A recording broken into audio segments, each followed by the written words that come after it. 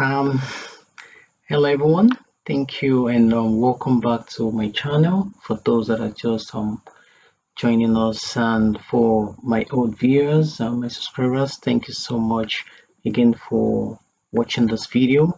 I really appreciate you guys. So if you're just joining us, is this your first time on this channel? Please kindly subscribe, use the subscribe button to subscribe to this channel. Then also like this video. It's that's actually one way you can actually support what we're doing in this channel. So in today's video, we'll be looking at how to basically manage user accounts in the Microsoft 365 Admin Center. So this is not a video for you to create an account. For this video, we actually want to look at this account has been created either in Microsoft 365 or in different account management tools.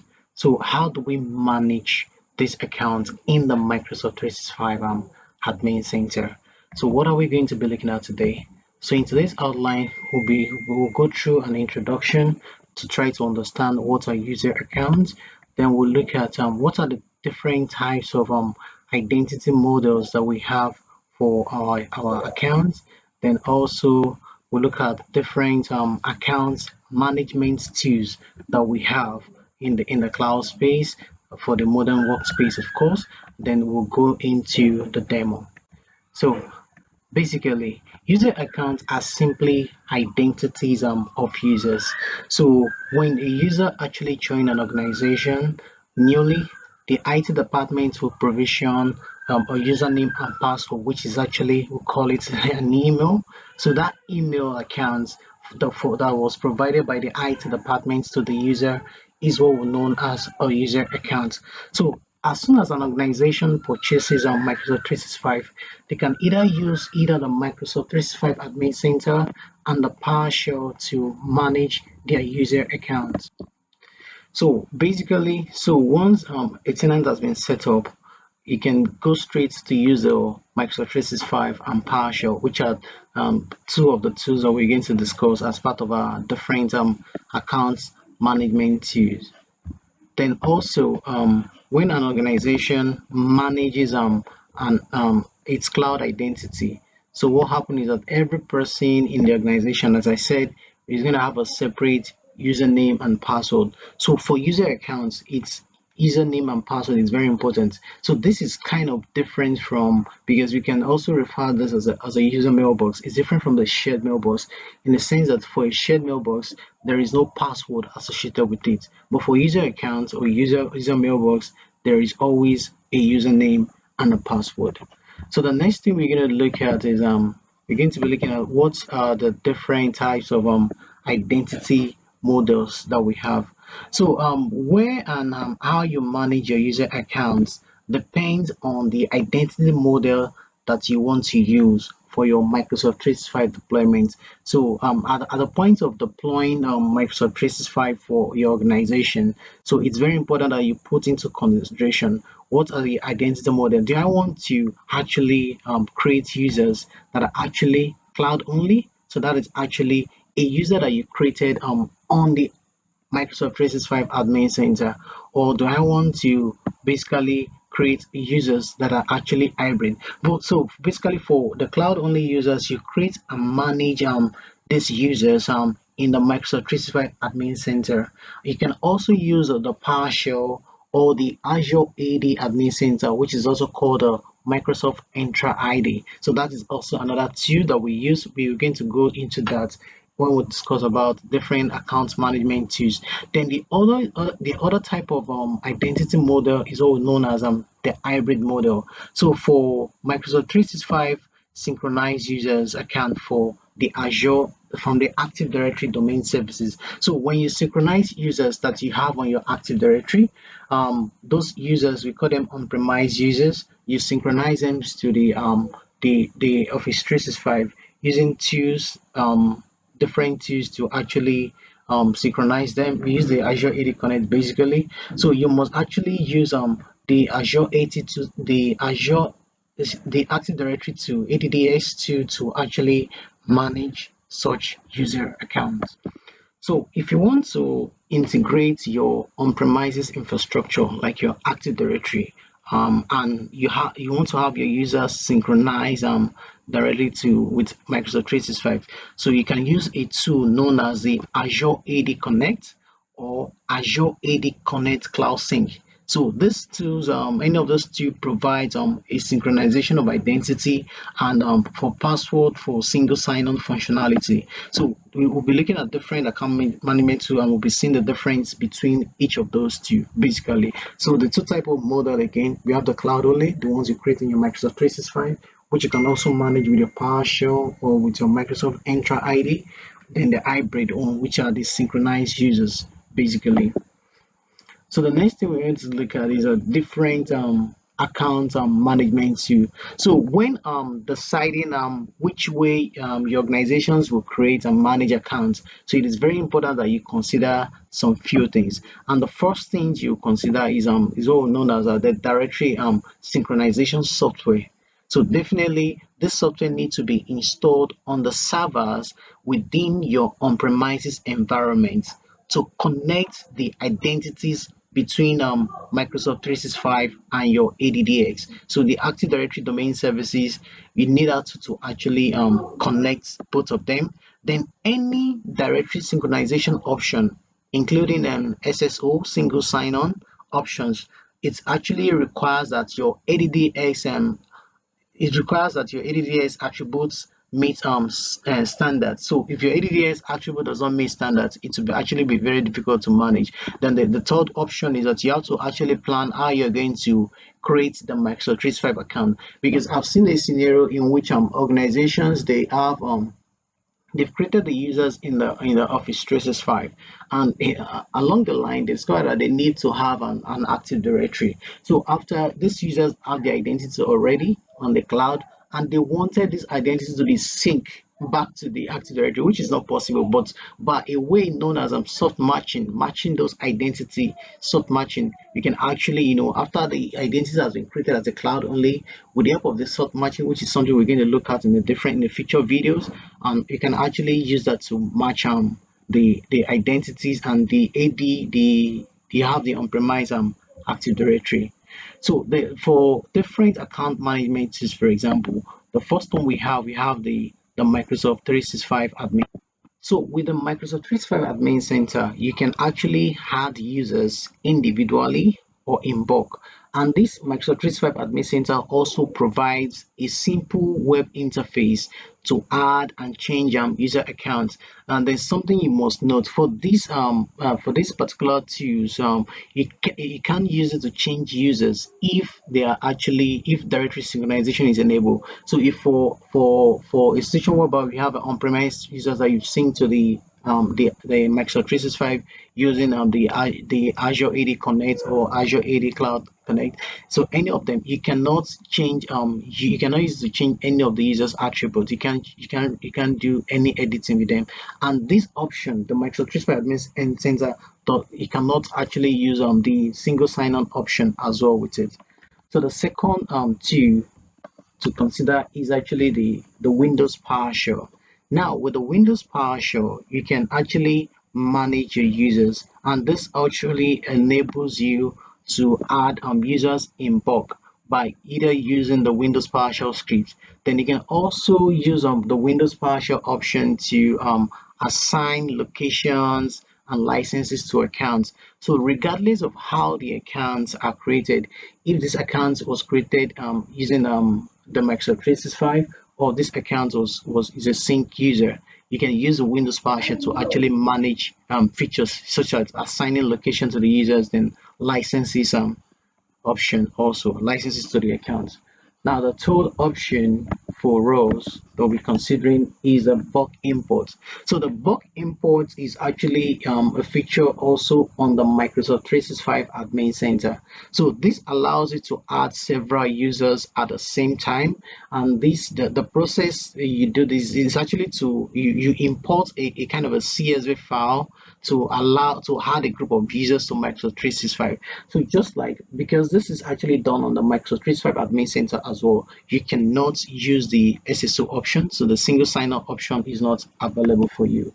The fourth tool that we can use to manage accounts is known as the Azure AD or the Microsoft Entra ID. So you can actually get a free edition of the Azure AD with your Microsoft 365 subscriptions, and you can perform functions like a self-service password reset (SSPR) for cloud users, and you can also do a kind of a customization of the sign-in page and the access panel page by using the free edition. So to actually get enhanced functionality, you need to upgrade to a basic edition, or you upgrade to Azure AD Premium P1 or the Azure AD Premium P2.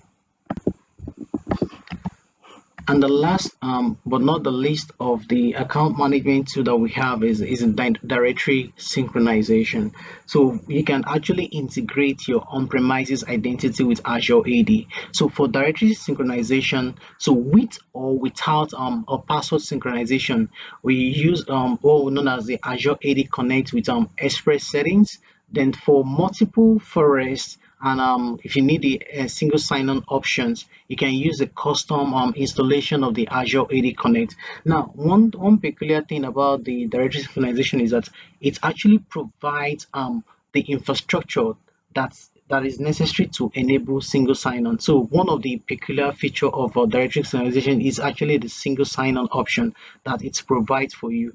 And for this, it's required for many hybrid scenarios, such as when you want to perform a stage migration, or you want to have an hybrid exchange option. So direct synchronization option is actually the best option for you. And again, one of the other things that direct synchronization can also do is it can actually synchronizes security and mail enabled groups from your ADDS. So if you have some security groups, you have some mail enabled groups from your ADDX, this option is actually allows you to actually synchronize such to Microsoft 365. All right, so let's jump into a live demo. All right, so I'm currently in the office.com. So if you want to go into Microsoft 365, you go through office.com, or you see portal.office.com, whichever way you'll be able to. So you sign in with your global admin account or your user admin account, because those are the one of the two roles that you can use to manage users. So if you click on the admin, so with the account that has an admin credentials, you'll be able to go to the Microsoft 365 admin center. So if you remember, this video is not about creating users and all that, but because basically to create a user, just click on users, then click on active users.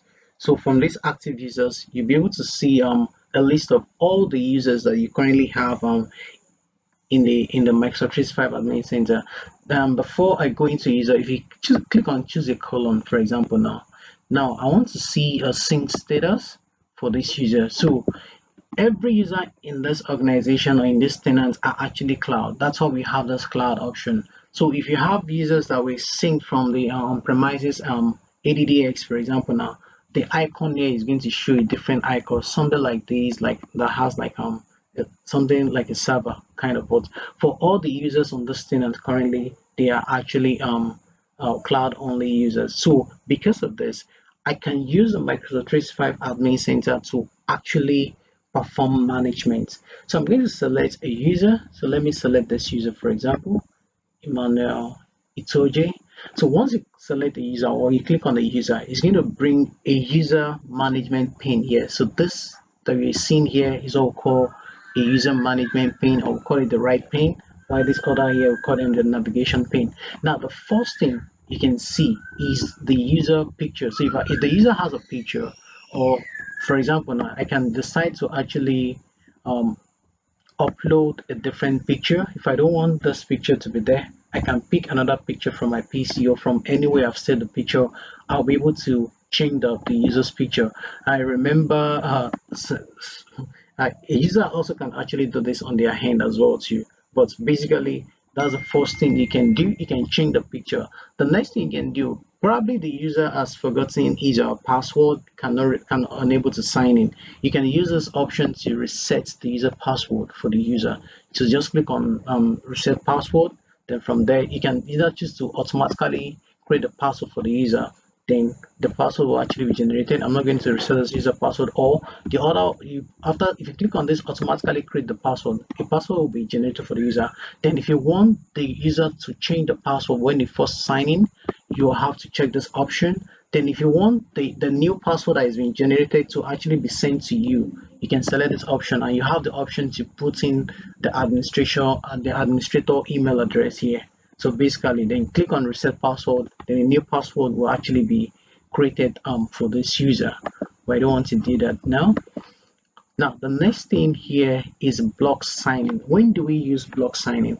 So basically, when the user leaves your organization, you want to ensure that they can't access the organization resources again because they've resigned from the organization, they've left the organization. So this option here is to block the user from actually signing in into their account. So once you click on block signing, you select this option and click on save changes. So what happens is that this user will not be able to sign in into their account again. But however, if they currently have, they are signing into maybe any of the applications, for example, what you can do is that we'll see the other things that you can actually do. So we see that it's saying that signing is blocked for this user. So what it means is that this user will not be able to sign in at all. And if you want to unblock the user, maybe you have the user return back to the organization. So the same way you can unblock signing. And another use case for blocking signing is that maybe a user is going for a long vacation, for example. The user will not be able to work, is on a leave for a long time. So it is always best practice for, as an administrator, in order to prevent the account of the user being compromised and all that, it's better to actually block the user signing. Then when the users return back from leave, from their vacation, you can basically unblock the user from signing in, and the user will be able to sign in successfully without needing to actually reset the password. Because except if when the user came back from the vacation and they've forgotten their password after enjoying the vacation, then you can also help them to reset the password by using this option. Then after blocking the signing of the user, if you feel that you don't need a user credential at all in the organization, so you have the option to actually delete this user here. So once you click on delete user, so it will give you the option, so you can restore deleted users and their data for 30 days. So after you delete them, so after 30 days, you'll not be able to actually restore any of their data again. So one of the best practice is that you want to check if the user has some aliases, to be sure that if there are some particular emails that the user is to receive using those aliases. So if you click on view email aliases, you'll be able to see currently this user does not have any email aliases. Then also, if the user has a mailbox delegate, you'll be able to remove, but for this user, there's no mailbox delegate. This is actually a new user I just created for the for the sake of this demo anyway. Then if the user has OneDrive, right, provision, you can actually give another user access to the user's OneDrive. Then you can also give another user access to, you can give another user access to the email by selecting this option. So you'll be able to search for a user in your organization. So let me just pick a user, let's say the admin of the tenant. Then I'll be able to manage the access. See, their emails will be saved as a shared mailbox, yes. So, and available to user you select. So this automatically makes the mailbox of the user to be converted to a shared mailbox. So if I want to maintain the name as a shared mailbox, so it's still there for me. If I want to create a new display name, it's also still there. Then click on next, then email only if from people, so you can send automatic replies. Thank you for contacting, this is not like, so if you want to actually turn off automatic reply, maybe there are some vendors, there are some partners, or there are some projects that this user was working on, and those users are actually familiar with the email address of this user. So if they send an email, this will actually send an auto response to them. They will receive out this user has actually left the organization. So you can select, if you don't want to send automatic reply, you can just simply uncheck this, so that will not be available for you. But if you need it for best practice, if you select it, and if you want emails only from people inside your organization, so you turn that on. If you want just email from people out, people from inside and outside the organization, then you actually select that. Saying for auto respond is actually a different topic on its own. So if you click on next, so it will delete the email address. I don't want to do any of that actually. Then you can click on finish. I don't want to do that. So once the email is actually deleted, what happens is that you can find the user's email in the deleted users here. So the user's email address, the emails will actually be here. The accounts will actually be here as a part of the, but you don't have the option to permanently delete from the Microsoft 365 Admin Center. You have to go to the Microsoft Entra ID Admin Center to actually delete. If you click on identity, so this will actually take you to where you'll be able to permanently delete the user account if you don't want the user to be in the tenant at all. While we're waiting for the dashboard to open, okay, sorry, this is taking time to open. All right, so under users in the Microsoft Entra, you see deleted users. So this user will actually be listed here. Once you delete the user,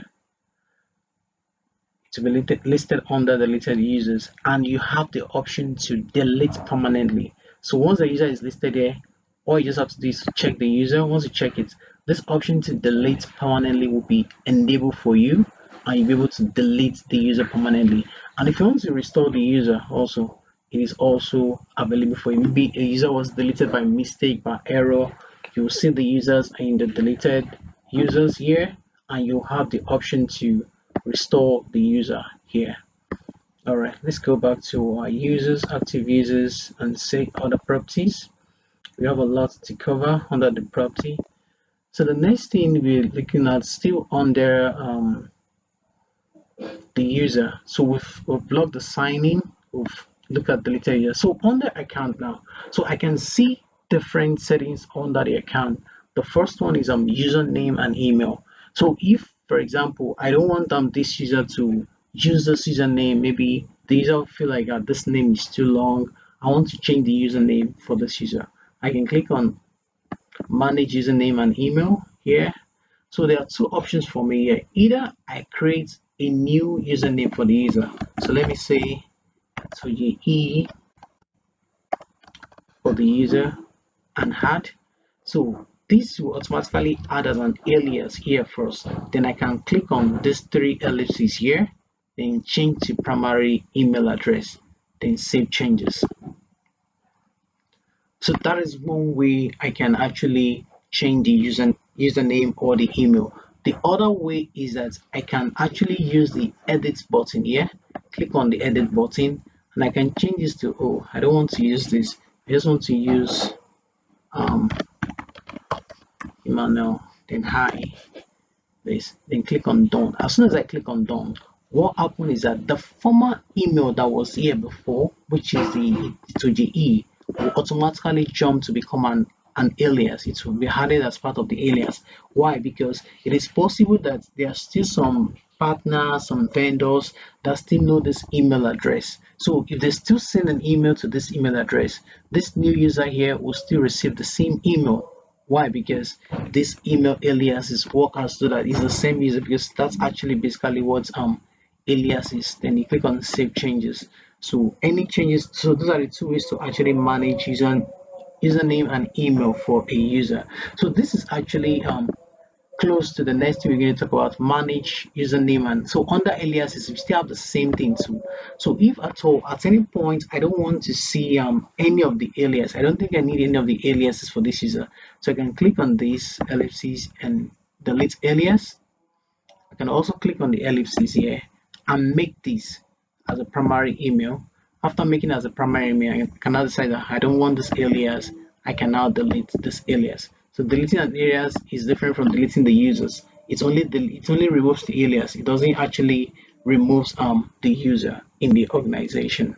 So that's actually how to manage email, and so they are almost the same thing. So the next thing we're able to see the last signing. When was the last time that this user signed in? So we can see that the last signing was September 16, 2023 at 11 p.m.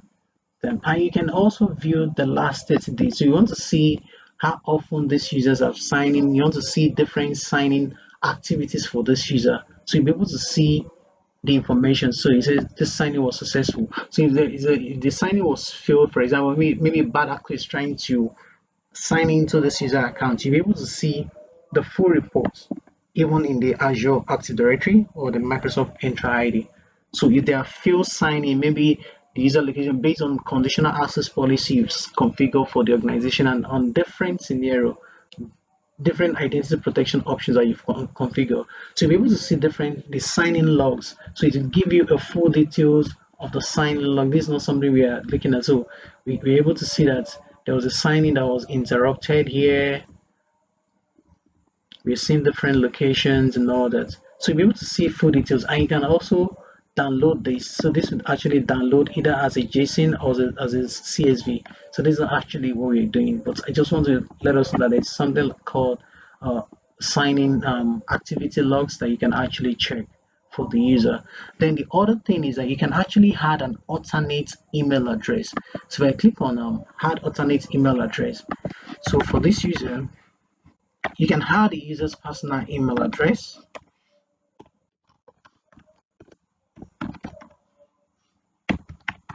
So the alternate email address is simply a way of reaching the user. So in case the work email, work or school email is actually having an issue, user is unable to sign in.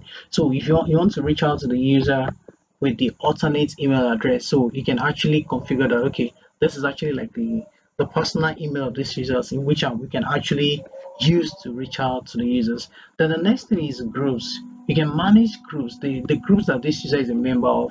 At the moment, the user is just a member of ZVTJ0. I can, if I said, okay, this user, I need to add this user to the any of the team, maybe the IT team or any team. So I can search. Let me just search anything. I can't remember any of. I don't know the groups that we have. I'll just search randomly for groups. All right, so these are the groups that we have currently. So let's say the user is part of the sales and marketing team, for example. I can select this user, or the user is also part of a project. I can add the user. Let's say the user is also part of a special team. I can also select. So this way, when I click on add, what happens is that the user is automatically added to all the groups I've selected for the users. So I'll be able to see. Let me refresh this. Use the refresh button.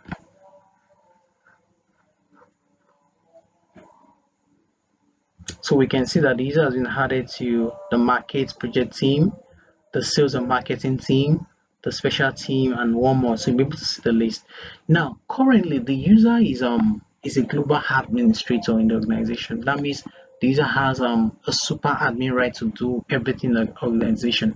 What I can do is that I can change the role of this user. So in Microsoft, there's one called the principle of least privilege access. Now, the global administrator that was given to this user is actually a super admin role. Now, if I feel that, oh, this is too much, maybe the user is in the IT department, and the only thing I want the user to do is to manage users. So instead of giving the users a global admin role, by the principle of least privilege access, it's just giving the users the right amount of permission just to do their job, not a super admin kind of permission. So I can select user administrator, uncheck the global administrator for the users, then I can click on save changes. So automatically what it means is that the role of the users will be changed from being a global administrator to a user administrator.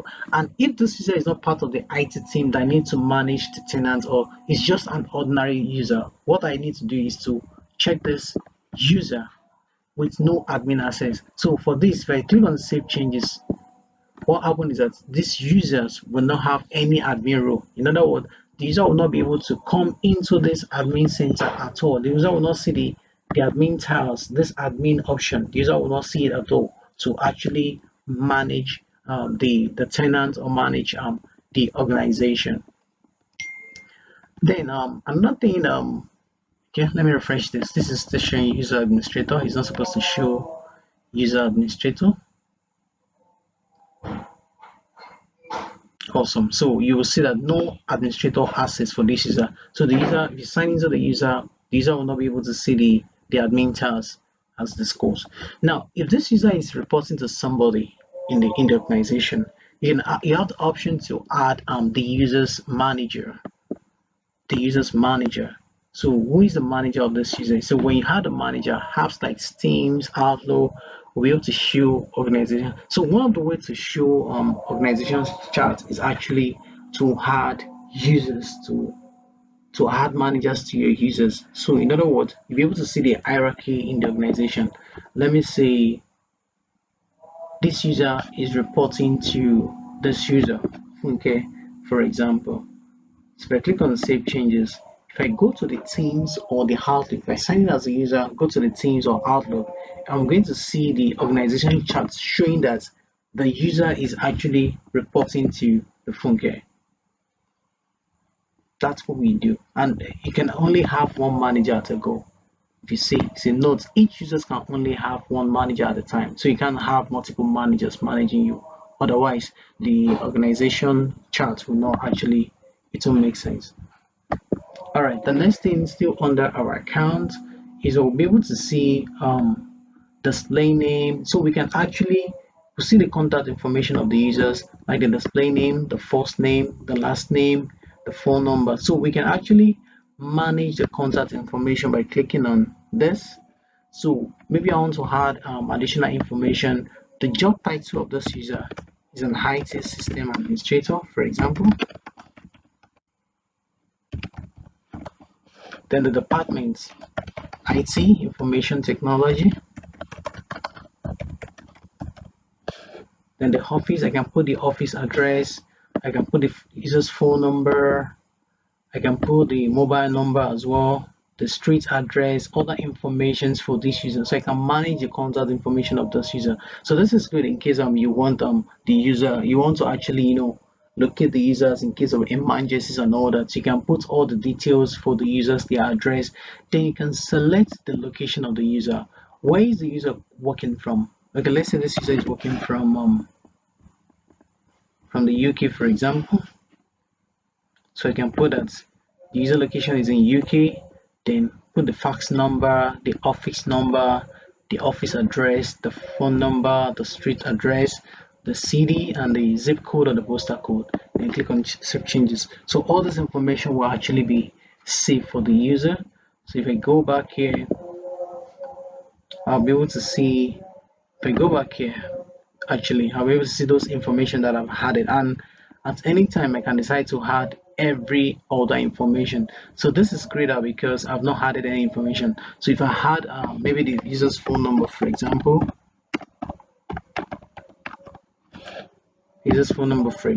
so this will be enabled for me. I can save it. So those contact information of the users, that's actually how you can manage the contact information. So still under our accounts, the next thing we want to look at is let's talk about Microsoft 365 activations. So for this now, you can see where these users have actually activated their Microsoft 365. So basically, I'm going to do another video how to download and install Office 365. Now, if you have the required subscriptions, for example, the Microsoft 365 House for Business, the Business Standard, the Business Premium, or any of the Enterprise Plan, E3 or the E5, actually, you can download and install Office on 5 different devices, either 5 Mac PC or the Windows PC. Then you can do that. So with this M365 activation, I can actually view which devices has this user. I can actually invite this user to download and sign into Microsoft 365 in any devices. Then deactivating the device doesn't actually remove the apps from the devices. But it will sign the user out of the M365 remotely. So if this user has actually downloaded, install Office with their account on their PC, I can actually send an invitation email to this user. So this will actually pop up a mail which I don't want to do right now. And with this, I'll be able to see also. So if you don't want the users to install Microsoft 365 on their own, you can actually do that on their own here. So this is basically about the licensing, because the license of the users enable the users to download and activate Office. Then the last thing on the account here is manage multi-factor authentication. So multi-factor authentication is actually an additional layer of security for the user. So with in case of a situation of compromised accounts, maybe a bad actor, they were able to steal the identity, the username and the password of the user. You have this multi-factor authentication to provide an additional layer of security. So let's say I don't want to do for that user, let me just pick another random user. So let's say for this user, for example, Alex, I want to enable multi-factor authentication. I'll click on, just select the user, then click on enable, then enable multi-factor authentication. So the first time the user is going to sign in is going to actually, the next time the user is going to sign, it's going to actually prompt the user to actually set it up. Then after enabling, I can select the user again and click on enforce. So enforcing means that the user must actually, use the second layer of security. By the time this user is signing in, I'm not going to show us that now. Just want to let us know that there is a way to manage multi-factor authentication in the admin center. By the time this user is signing in, it's going to actually ask the user to, all right, I don't know the password of the user anyway, so I will not be able to demonstrate that. So it's going to actually ask the user to set up maybe phone, text message by phone, or known as Microsoft authentication, Microsoft Authenticator application. I'll be showing us that in a different video. So that is everything about managing the user accounts, from resetting the password, blocking the sign-in, deleting the users, and everything. Now, the next thing here in the user management is devices. So if this user actually has enrolled in Intune, user has enrolled any device at all in Intune, the list of the devices that the user have enrolled will be shown under devices here. And as an administrator, you have the option from here to jump into the Intune Admin Center. Intune is also known as the Endpoint Management Admin Center. Endpoint Manager, that is the Microsoft Intune. I'm pretty sure that I don't have any devices actually currently enrolled in Intune, but in the Endpoint Manager, if a user has actually enrolled any devices in Intune, you'll be able to see the list of all the devices on their devices. Intune is another topic that we will look at in the future. Now, the next thing we can manage for the user is all known as the licenses and apps. Now, already this user, I have the option to select the location of this user. So this user is currently in the United States. If I don't want this user to be maybe another country, for example, let's say in the United Kingdom, I have the option to select the location of I can change the location of the user. This user is actually working from the United Kingdom. Now, currently I have two subscriptions, which are the Microsoft 365 E5 developer subscriptions, and without Windows and audio conferences is a developer subscription, and a Microsoft Power Automate. Let's say for this user, I don't want this user to have access to some of the Office application. I can actually switch this license by unchecking this and checking this, then save. What it means is that the only license that the user will have access to is anything that has to do with the Power Automate that I've just assigned. You will notice that the apps here becomes two. Why? Because the only apps that comes with the Power Automate free is the common data service and also the flow free. But if I change this, uncheck this and check this, for example, you notice that the number of apps increases to 65. If I click on save changes, then we'll be able to see all the applications that the users can actually use based on the license, based on the subscription that has been assigned to the users. Now, one thing we can do further is that we can actually select the one that we want the users to have access to, or the one that we don't want the users to have access to, by clicking on these apps, the drop down app 65. Then we'll scroll down, be able to see that this user has access to different services and application from the Azure Information Protection P1, P2, Azure Right Management. So let's say, for example, now I don't want this user to be able to sign into Microsoft Teams at all. So all I need to do is to just look for the Microsoft Teams and uncheck this. So let's say again, I don't want this user to use another service called, let's say, SharePoint, for example. They have SharePoint here.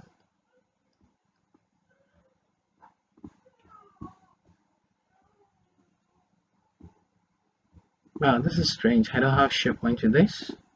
I do.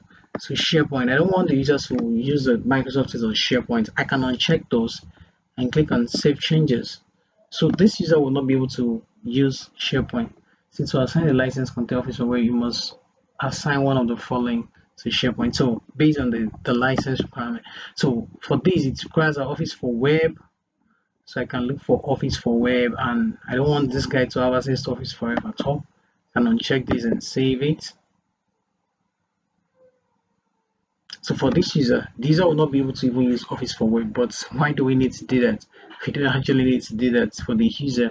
So this square that the number of the apps actually reduce. So that's actually how to manage. So this is not actually a very good example of a use case anyway, but you can actually manage it like that. So for example, if I just want users to have access to email services only, I don't want them to have access to any other service like OneDrive, Teams, or SharePoint. So instead of purchasing an higher subscription, all I need to do is to purchase a subscription like Exchange Online Plan 1 if I want them to have just 50 gig of storage space, or Exchange Online Plan 2. So I need to go for the standalone price, the standalone plans or the subscription. So basically I don't need to purchase a subscription that has everything. Then I will now need to start unchecking them. So it doesn't make sense. So that's actually how to manage users license and application.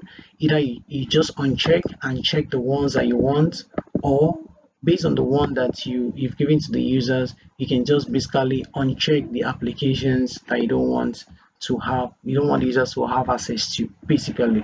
So if I don't want the users to have access to Microsoft 365 Defender, for example, for security, why would I want to do that? Just need to uncheck it. Okay, I don't want the user to use a Microsoft booking. I'll just uncheck for the user.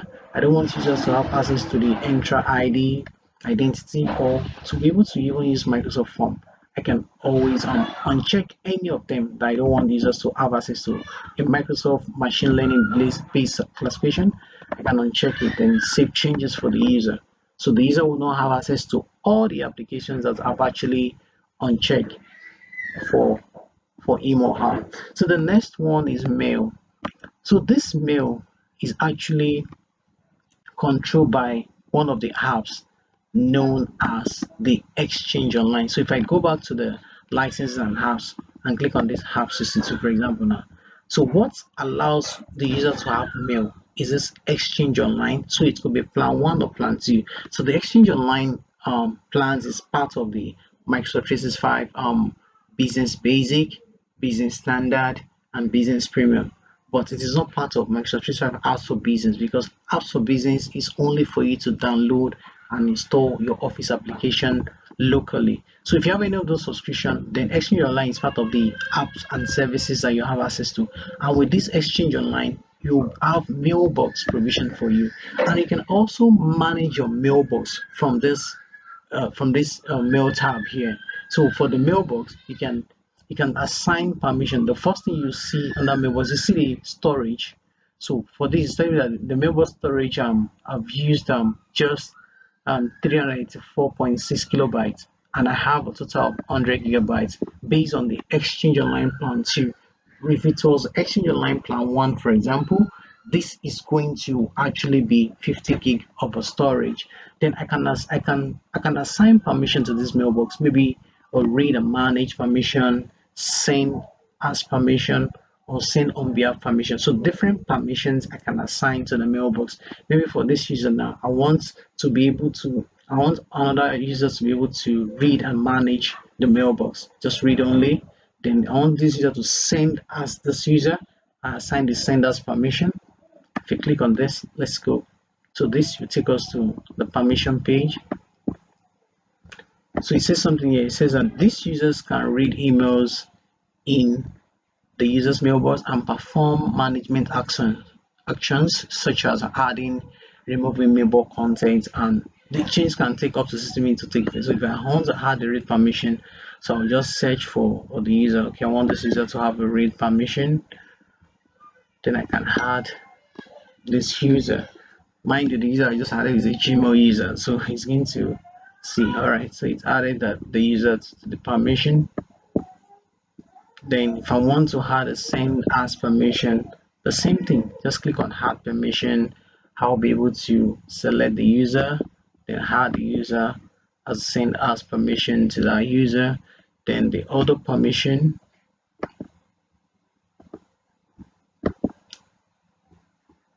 then the other permission is the last permission, which is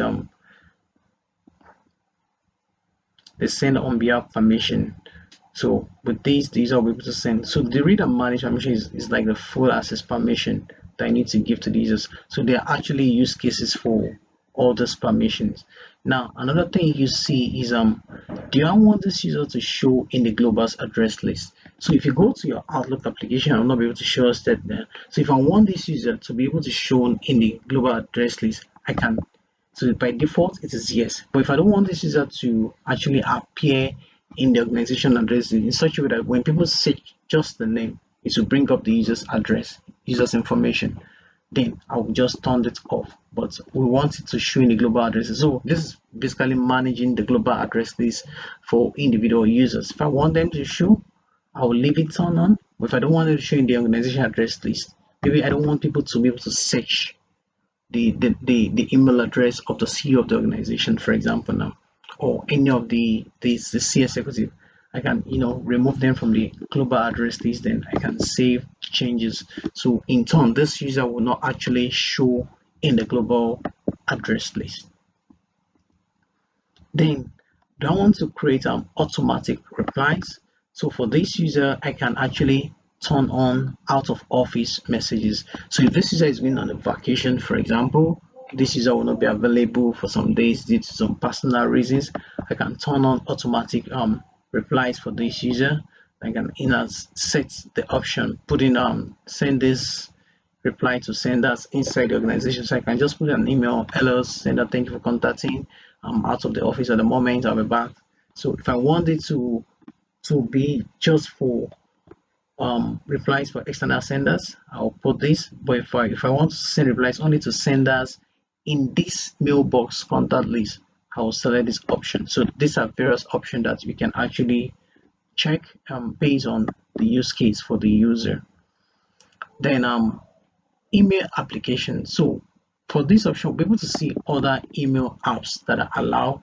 So we can see that for this user, Outlook on the web is allowed, Outlook desktop is allowed, the Exchange web service is allowed. So if I don't want any of these apps, email apps to be allowed, all I just need to do is, let's say for example, now I don't want this user to be able to sign into Outlook desktop app. I can uncheck that and save changes. So what it means is that this user will not be able to sign into the Outlook desktop application. If I don't want the user to be able to sign into mobile application, I will just check Outlook mobile. I'll just uncheck that and save changes. So depending on the email apps that I don't want, I can configure that under manage email apps. Then the email forwarding is another thing. So if I want to allow, say if you need to automatically forward message to external recipients, Microsoft default outbound spam policy doesn't allow it. So like for example, if I want to forward email, let's say every email that is sent to this user, I want to actually forward the email to another user. So let me pick another user in the organization. Let me use myself. Let's say I want to forward emails to this user, for example. So it's not aligned. Why? Because of this. So there is actually a policy in which is going to be something I will discuss in the future video, because this user is not part of the organization. So let me go back a bit. So yes, I want to go back a bit first. I just want to pick a user. Let me pick Joanna.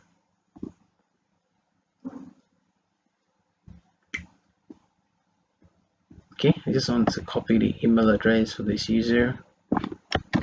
So let me go back to mono and mail. So there are actually other ways to configure email forwarding for this user. I'll be able to show us in other videos. But for this, they just stick to the managing users in the Microsoft 365 Admin Center. So if I click on manage email forwarding, so any email that is sent to Emmanuel, I want to send the email to this.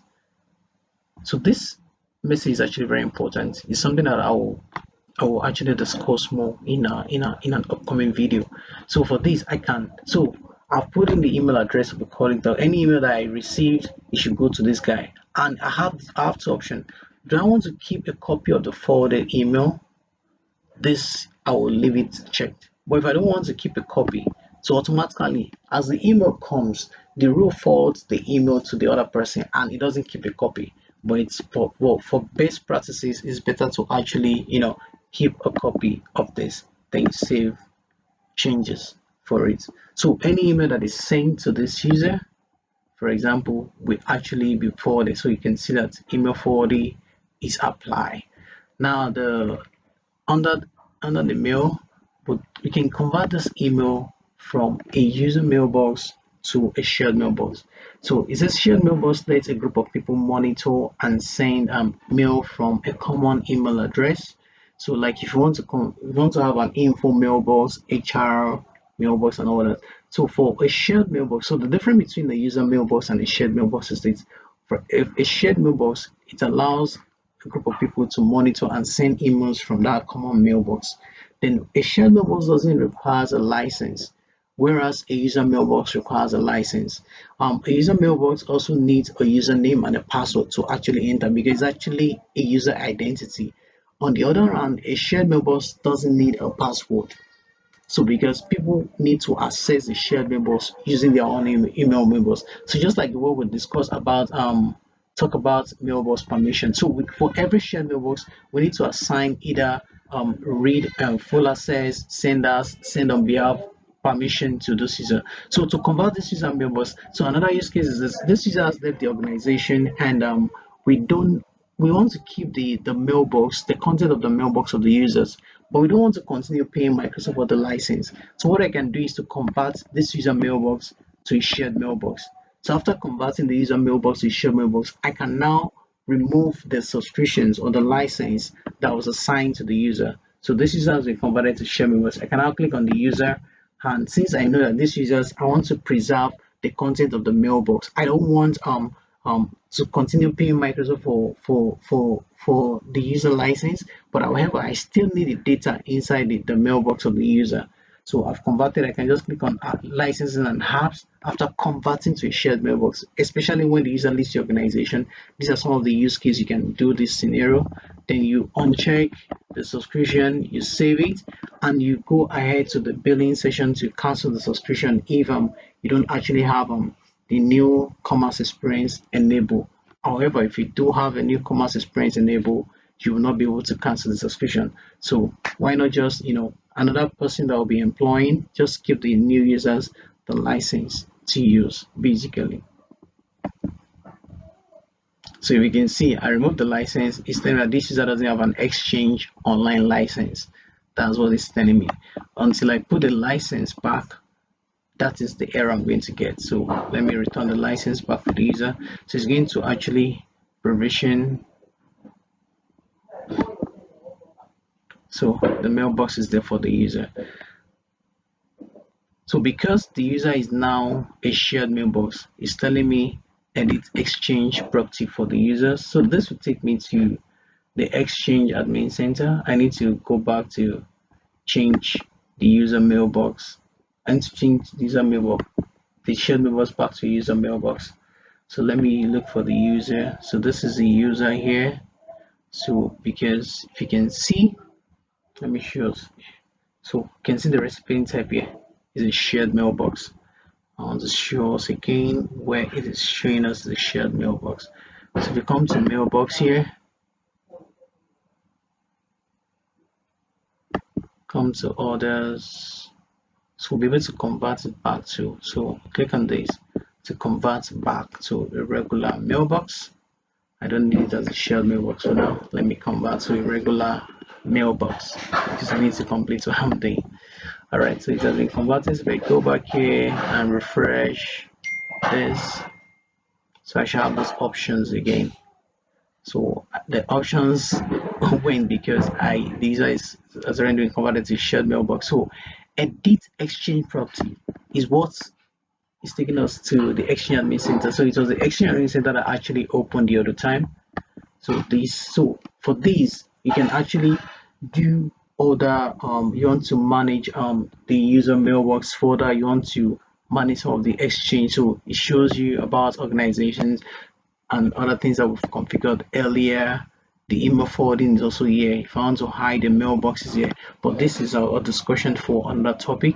So if you can remember the read and manage, which is the full access, the senders and send on behalf. So those are for the user mailbox, which we'll discuss in a different video further. And the last thing under this is a manage litigation hold. This is also still going to take us to, so when a mailbox is put on litigation hold, so users can purge items from their mailbox, but those items will still be retained by Microsoft 365. So for litigation hold, so in case of litigation, like a user maybe committed fraud and all, and the user wants to actually, that's a common use case, the user wants to delete those emails and all that to clean records, so to actually find a way to commit the fraud successfully. So as an administrator, it is advisable that you actually manage litigation hold for these users. In other words, you can ensure that you turn on litigation hold. Then how long does it hold is notes that will be visible to the users and the web page with more information for the user. So let me see the litigation hold. I want this to be on hold for this number of days, for example, and click on save changes. I don't want to have any, I don't want to put in any notes to be visible or web page for more information for the user. I don't need that. So as an admin, so in case the user commits fraud, even though the user deletes the purge items from their mailbox, those items are still retained. So I'm going to have an access and an admin to actually be able to get those items that were deleted by the user. The user might think that if they have successfully committed the fraud and they've cleaned their mailbox, they purged their mailbox, we can get evidence against them. But as an admin with the litigation hold enable, you'll be able to get that. Now the last is the OneDrive. So for the OneDrive, so basically it's telling me that OneDrive isn't set up for the users. So the person this user needs to sign up to, and it might take a while for OneDrive. So for OneDrive, for example, basically, because this has not been done, let me see if I can quickly unblock this user and sign in.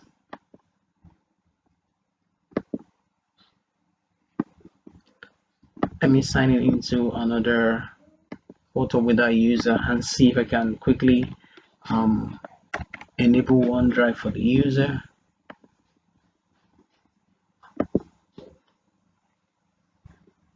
So this has been unblocked. Let me confirm if we can quickly enable this. So it's telling me to tell the users to go to portal.office/OneDrive. So let me go there, portal.office.com/OneDrive. Portal. So by default, this used to be provisioned by default, but I think because of the update, the user has to enable the OneDrive. So let me sign in with the user account.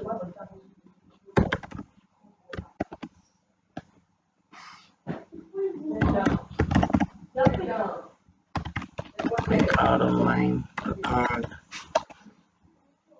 I think the user account is wrong. The username is wrong. Okay. That's my studio here. Alright, click on next. Let's put in the password for this user.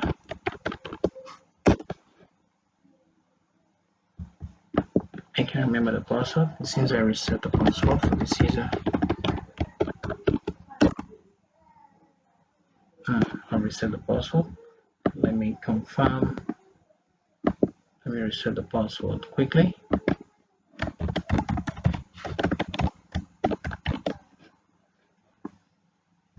Okay, setting password. So that's how to reset password. And close. Let me go back here, put in the password. So I think because of the process of the demo, the password has changed. So I'm trying to activate the OneDrive for this user. So let's see if this is going to activate for us. So there are basic things for the OneDrive, stuffs like getting started with OneDrive for business. All right. So this is how you activate. So your OneDrive is ready, and click on that. All right. So the OneDrive is ready. So let me go back to the admin center where I was and see if on OneDrive. Let me refresh this page. Click on the user and select OneDrive. Let's see if it's ready. All right, awesome. So we've activated OneDrive for this user. So we can get, these are all the informations about the user's OneDrive. We can create link to file.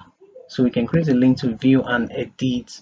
So as an admin, if I want to view and edit OneDrive files for this user, I can create this link here. So this is going to actually create a link for me. The link is loading. So I can just copy this link. Once I copy this link, for example, copy link address, let me open in a new tab. So it's going to take me to the same link that the user's OneDrive can see. So with this link, it's the same thing as what I have for this user. So the link, I can go into the user's OneDrive with that link.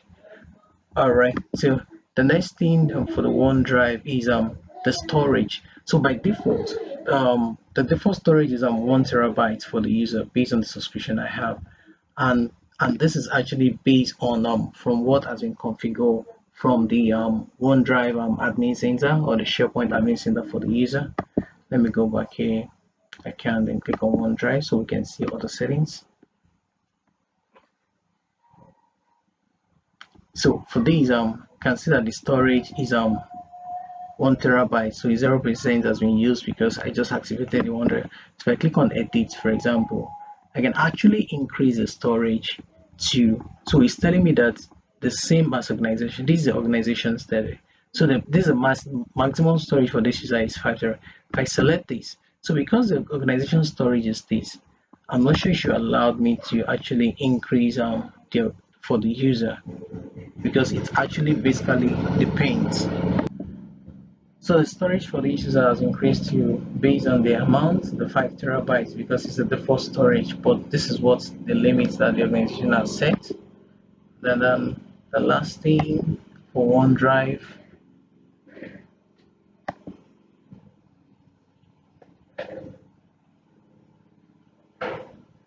so for the OneDrive, so we have the OneDrive setting for the organization. So data retention, we can actually manage the data retention by default. So this will take us to the admin center where we're able to manage the data retention and as well as the storage settings for the organization. So this is opening the SharePoint admin center for me.